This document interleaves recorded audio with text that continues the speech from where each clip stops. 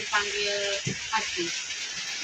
Saya di sini akan memaparkan materi tentang ketuhanan yang Maha Esa. Di sini dia melambangkan dengan gambar bintang. Adik-adik pernah mendengar tidak 5 Pancasila? Coba mereka adik-adik coba dari sila pertama sampai sila kelima. Bisa. Yang bisa. Sila. 1. Ketuhanan yang Maha Esa. 2. Kemanusiaan yang adil dan beradab. 3. Persatuan Indonesia. 4. Kerakyatan yang dipimpin oleh hikmat kebijaksanaan dalam permusyawaratan perwakilan. 5.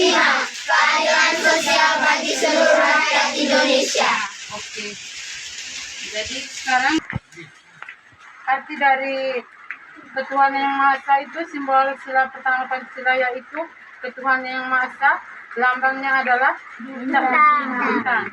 Jadi lambang ini, bintang ini menjelaskan tentang ini yang beriman dan bertakwa kepada Tuhan yang Maha Esa.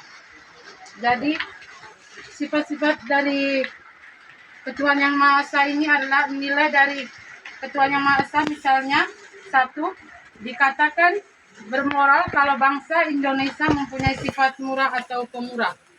2, dikatakan bermoral kalau bangsa Indonesia mempunyai sifat 3, dikatakan bermoral kalau bangsa Indonesia mempunyai sifat bijaksana. Bijaksana dalam arti kalau dalam kehidupan sehari-hari itu bijaksana seperti kita ini melaksanakan sesuatu dengan bijaksana, seperti kita melakukan tugas orang anak sekolah itu melakukan tanggung jawab yang wajib kita lakukan, pasti menghormati orang tua atau menghormati guru dalam kelas. Jadi 4, dikatakan bermoral kalau bangsa Indonesia taat kepada pemerintah Tuhan dan menjauhi larangannya. Seperti larangannya contohnya dalam kehidupan kita sehari-hari, seperti mereka adik-adik larangannya contohnya itu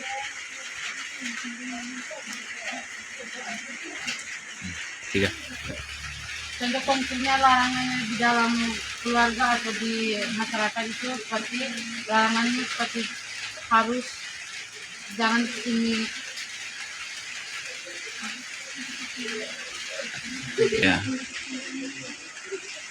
Contohnya larangannya seperti adik-adik harus menghormati orang tua, harus menghormati guru di sekolah, begitu. Yang adil dan beradab. Penggunaan simbol rantai dalam lambang Pancasila, khususnya sila kedua, kemanusiaan yang adil beradab, memiliki makna yang mendalam. Berikut adalah beberapa alasan kenapa harus rantai. Di rantai itu memiliki keterhubungan. Mereka saling berhubungan itu. Rantai terdiri dari mata rantai yang saling terhubung satu sama lain. Hal ini melambangkan hubungan antara manusia yang saling membutuhkan dan saling terkait.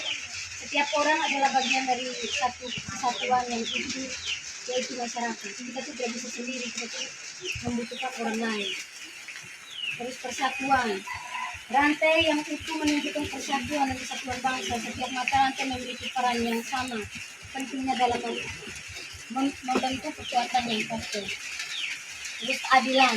Rantai yang sama besar dan kuat menunjukkan prinsip keadilan. Setiap orang memiliki hak dan kewajiban yang sama.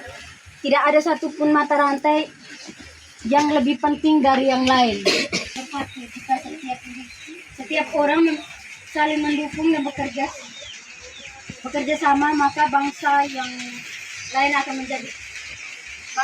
akan menjadi lebih kuat dan sulit untuk dipecah belah. Terus keberlanjutan. Rantai yang tidak terputus melambangkan keberlanjutan hubungan antara manusia. Nilai kemanusiaan harus dijaga dan dilestarikan dari generasi ke generasi. Terus makna etika Pancasila yang kedua itu Kalau diterapkan dalam lingkungan keluarga, harus saling menghormati. Anggota keluarga tanpa memandang usia atau peran. Kita tuh perlu menghormati orang yang lebih tua. Biarpun lebih tua, biarpun yang masih kecil, kita tuh harus saling menghargai. Tidak boleh membeda-bedakan satu sama lain. Terus membagi tugas rumah tangga secara adil, menjaga komunikasi yang baik dan terbuka. Harus menjaga cara bicara kita. Terus memberikan kasih sayang dan perhatian kepada setiap anggota keluarga. Kalau di lingkungan sekolah, yang paling penting untuk adik-adik di sekolah, kami di sekolah.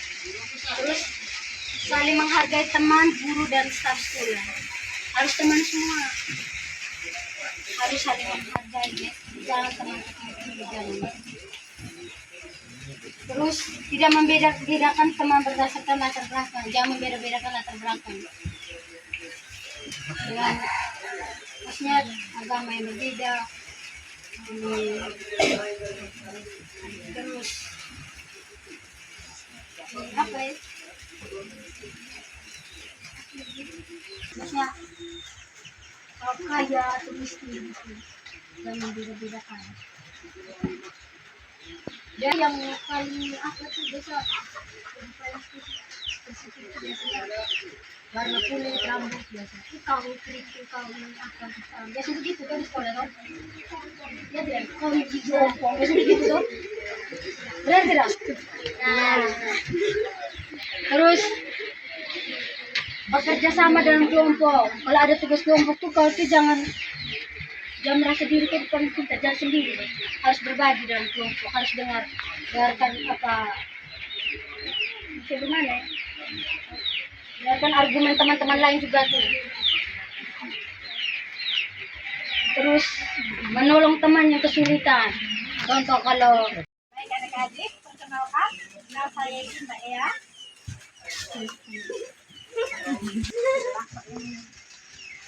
Baik, perkenalkan adik, nama saya Sita Ea, biasa disapa Yeni. Saya di sini akan menjelaskan tentang Persatuan Indonesia, yaitu melambangkan pohon beringin.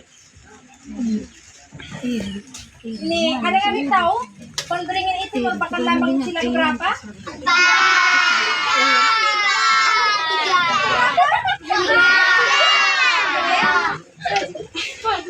Yang berbunyi bagaimana kalian? Silakan. Indonesia. Pohon beringin ini merupakan pohon yang besar, rindang dan berakar yang kuat dan memiliki suhu yang pohon beringin juga bisa hidup selama ratusan tahun. Melambangkan semua rakyat Indonesia bisa berteduh dengan nyaman dan damai dengan keragaman suku, agama, ras, dan agama di bawah naungan negara Kesatuan Republik Indonesia.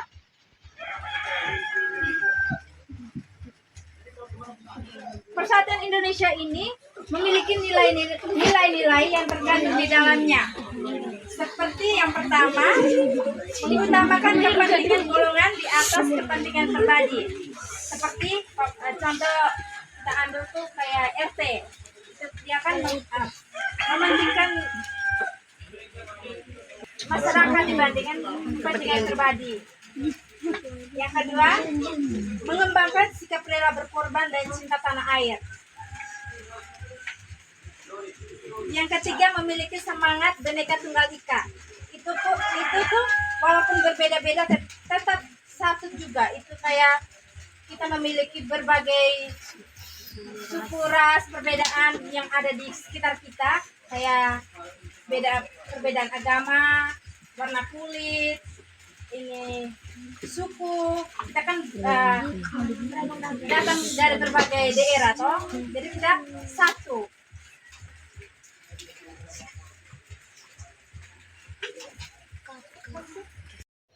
Baik, selamat siang untuk kita semua. Ini nama saya Yohanes Aristotesu, biasa dipanggil. Jadi saya di sini akan menjelaskan sila keempat itu terkait dengan ditingkuk melalui kebijaksanaan dalam permusyawaratan Perwakilan. di sini gambar aku. Berarti kamu ada yang tanya, kenapa harus digambarkan dengan bola banteng?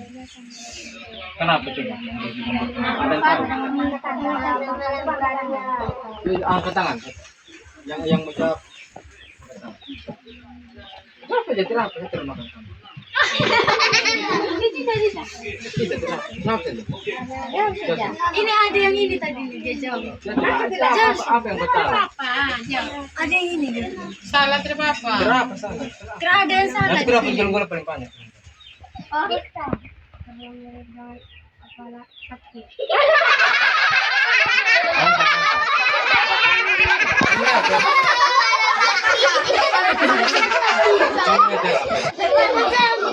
Karena dia memiliki sikap berani dan kuat.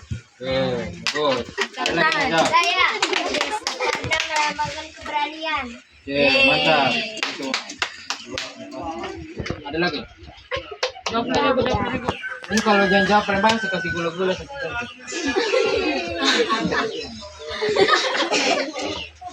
Ya, jadi kenapa dilambangkan dengan kepala banteng?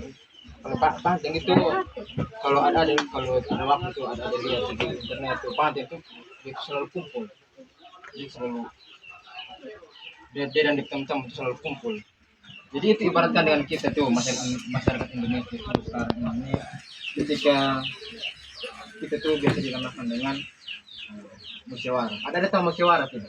Tahu. Apa itu musyawarah? Dan kamu semua bilang tahu kan? Orang yang mendiskusikan sesuatu. Nah, oke, jadi musyawarah itu ketika misalnya saya berikan contoh misalnya ke ada ini dan ada ini kan misalnya berdua tekan dan kita kurang begitu. Jadi itu kalau saya masuk tuh jadi kita selesaikan dengan cara musyawarah. Misalnya saya kumpul ini ada semua begini. Jadi kita diskusikan baik-baik begini. Kami boleh tapi aku. Kalau dia begini tapi dia cukup aku. Jadi yang satu juga begitu. Oh ya teman minta maaf kok. Ani kira kami bilang itu.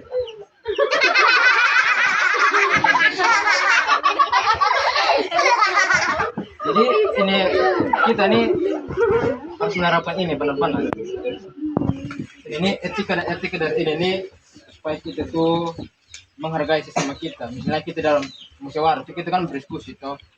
Kita berdiskusi itu dalam diskusi itu kita harus menghargai pendapat orang lain. Misalnya pendapat kau dan pendapat saya itu berbeda tuh. Terbisa kau pendapat itu berbeda. Kau keluar. Itu terboleh. Itu hal itu bertentangan dengan nilai ini. Habis itu yang kedua tuh kita tuh tidak boleh memaksakan kita punya kehendak tuh. Yang kita punya pendapat itu orang pusat pendapat itu paling benar. Jadi kamu semua tuh harus punya pendapat begini. Kamu semua hari ini bekerja di rumah di kota. Terus kamu semua tidak ada yang mau tuh. Itu salah satu hal yang melanggar sila ini. Itu dari sila ini juga kita bisa belajar bahwa tidak semua hal itu kita harus selesaikan dengan dari saya dan kau sendiri. Kita tuh misalnya kayak saya dan dia punya masalah ini. Jadi kira-kira bisa saya dengan dia sendiri, harus ada orang lain yang membantu kami dalam menyelesaikan masalah. Misalnya kayak ada masalah begini, kita semua tuh berkumpul untuk mendapatkan suatu solusi. Dan solusi itu tuh tidak boleh hanya kepentingan untuk diri saya sendiri. Misalnya kayak saya besok mau jadi DPR tuh, kita kumpul semua jadi DPR. Aisyah ini ada dapat gaji dari pemerintah nih. Saya ambil itu uang, saya ambil lebih kok. Kamu pakai beli uang. Itu tidak boleh. Itu tuh contoh untuk diri kita sendiri. Jadi ada tuh besok-besok kalau ada orang jadi DPR tuh tidak boleh. Ada yang sudah kenal saya? Belum. Kembali. Nama saya Lucia Fitra Soba. Ada ibu seperti saya Hesti. Siapa tadi? Hesti. Kalian lihat gambar ini. Ini gambar apa ya? Kalau dibandingkan dengan gambar-gambar yang tadi tuh, adik lihat tuh ini paling jelek, sih. Paling bagus. Ini yang paling jelek. Tahu tuh, saya ini tidak bisa menggambar. Jadi dia sudah jelek sekali. Makanya kalau kita sekolah itu, kalau dulu masih TK atau masih PAUD itu, kalau belajar menggambar itu harus tahu menggambar supaya begini jangan tidak jadi seperti ini. Jelek sekali menurut saya. Kalau saya mau tanya adik-adik, kira-kira gambar ini kan tadi kan tentang padi dan kapas. Kira-kira padi ini dalam kehidupan kita itu, padi ini sebagai manfaatnya itu apa ya? Kalau kapas? Benang, untuk buat benang kok. Benang itu kalau digabungkan semuanya menjadi apa?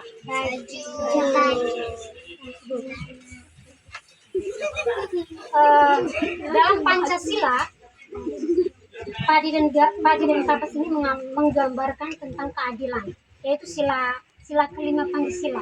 Teman-teman tahu bunyi sila kelima Pancasila? Bunyinya bagaimana? Keadilan sosial bagi seluruh rakyat Indonesia. Oke. Padi dan kapas ini melambangkan dalam kehidupan kita sebagai masyarakat Indonesia harus bersikap adil terhadap sesama kita, terhadap semua orang yang ada dalam lingkungan kita. Misalkan dalam lingkungan RT kita ini, adik-adik yang tinggal di sini, kita harus selalu bersikap adil. Dalam Pancasila itu ada etika-etika yang harus kita lakukan, terutama dalam sila kelima. Sila kelima itu ada berbagai macam etika yang harus kita lakukan. Saya mau tanya lagi adik-adik, adik-adik tahu itu apa itu etika? Kalau yang mau jawab angkat tangan. Sikap dan perilaku. Ada yang lain?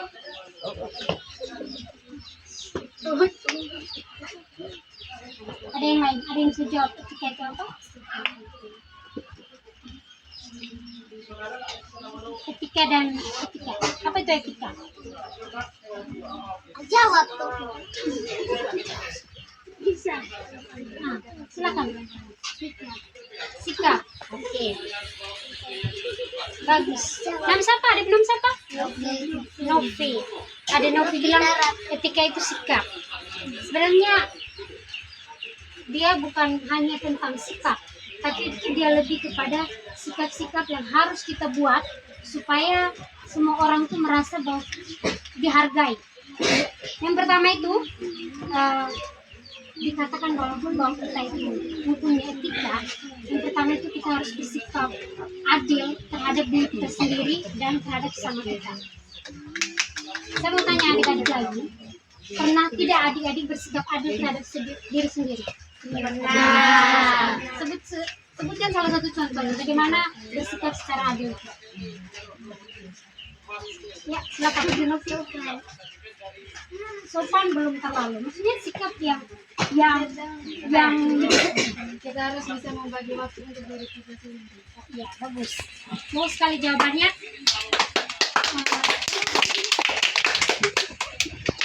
Harus bersikap adil terhadap sesama, terhadap teman-teman kita semua di sini. Kita harus bersikap adil.